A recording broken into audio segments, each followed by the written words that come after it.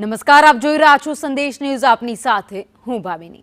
મહત્વના સમાચારથી શરૂઆત. તો દાહોદના ભાટીવાડામાં 12 કલાક બાદ આગ પર કાબુ મેળવી લેવાયો છે. એનટીપીસી કંપનીના નિર્માણધીન સોલાર પ્લાન્ટમાં આગ લાગી હતી. ગઈકાલે એનટીપીસી કંપનીના પ્રોજેક્ટમાં આગ લાગી હતી.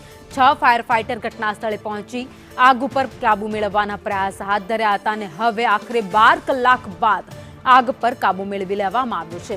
આગ લાગી કે લગાવવામાં આવી તે હજુ સૌથી મોટો સવાલ છે. કંપનીમાં આગ લાગવા પાછળનું કારણ પણ હજુ અકબંધ છે.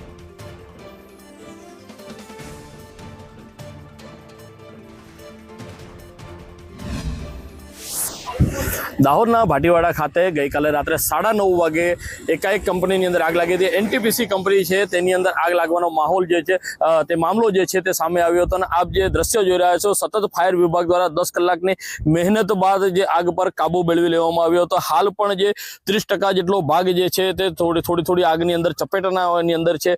લગભગ આ જો આગની વાત કરવામાં આવે તો સતત 10 કલાક જેટલી આગ જે છે તે અહીંયા લાગી હતી, જેની અંદર દાહોદ, પંચમહાલ, મહીસાગર અને છોટાઉદેપુર વિભાગની જે ફાયરની ગાડીઓ છે તે અહીંયા લાવવામાં આવી હતી. લગભગ એટલે 35 કરતાં પણ વધુ જે ફેરા છે ફાયર વિભાગ દ્વારા એનું પાણી છાંટવામાં આવ્યો હતો. પાણીનો મારો મારી અને તે આગ પર જે છે કાબુ મેળવી લેવામાં આવ્યો હતો. હાલ તો કંપનીને કરોડો રૂપિયાનું નુકસાન પણ અહીંયા જોવા મળ્યું છે. આપણી જોડે દાહોદ ફાયર વિભાગના અધિકારી દીપેશભાઈ છે, એમની જોડે વાત કરીશું. દીપેશભાઈ, આજે કંપની અંદર આગ લાગી હતી, શું હતી આખી ઘટના?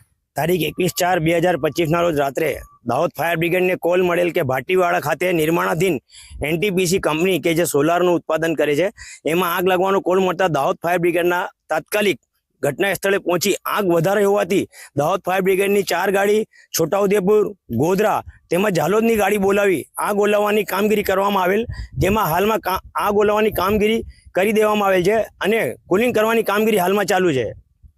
કેટલા લોકો ઇજાગ્રસ્ત હતા કે કેટલા લોકોને રેસ્ક્યુ કરવામાં આવ્યું હતું તેવી કોઈ સમગ્ર માહિતી? આગ લાગી ત્યારે કોઈને પણ ઇજાગ્રસ્ત કે રેસ્ક્યુ કરવામાં આવેલ નથી કે કોઈ જાનહાનિ પણ થયેલ નથી. જ્યારે અધિકારીઓને એવું કહેવું હતું કે આ કંપની અંદર લગભગ 4 થી 4 જેટલા જે સિક્યોરિટી ગાર્ડ હતા તેઓના પણ રેસ્ક્યુ કરવામાં આવ્યા હતા, શું કહેશો? અમે આયા એના પહેલા રેસ્ક્યુ કર્યા છે, પણ અમે આયા તે વખતે આગ લાગેલી હતી. અમે આગ ઓલવવાની કામગીરી કરવામાં આવેલ છે. ચોક્કસથી આજે એનટીપીસી કંપની છે તેની અંદર ફાયર વિભાગ દ્વારા પાણીનો મારો ચાલુ કરી અને આગ પર કાબુ તો મેળવી લેવામાં આવ્યો છે.